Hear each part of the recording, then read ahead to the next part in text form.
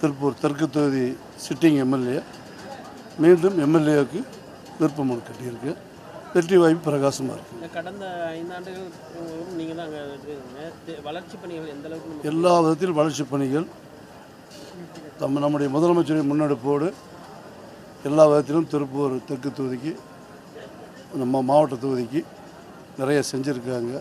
அதுபோக குறிப்பாக இன்றைக்கு மகளிர் உரிமை திட்டம் என்பது 5000 என்பது பெண்கள் மத்தியில் மிகப்பெரிய ஒரு மறுமலர்ச்சி உருவாக்கி தங்க தளபதி எங்கள் குடும்பத்தின் கஷ்டத்தை நீக்கி இருக்கின்றார்கள். அவர்தான் என்றும் எங்களுக்கு என்று சாதாரண மக்கள் முதல் கொண்டு எல்லோரும் பேசுகின்ற நிலைக்கு உருவாக்கி இன்ப அதிர்ச்சியை கொடுத்திருக்கின்றார்.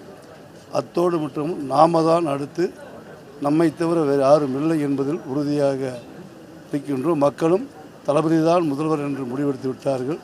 மீண்டும் அவர் வந்தால் 2000 ரூபாய் கொடுப்பேன் என்ற செய்தியும் அந்த மக்கள் பெண்கள் மனதில் பால் வார்த்தது போல் இருக்கின்றது. ஆகவே 234 தொகுதியும் வென்றெடுப்பார். மே மாதம் அவர்தான் இந்த நாட்டின் முதலமைச்சர். ஆயுள் உள்ளவரை அவர்தான் முதலமைச்சர்.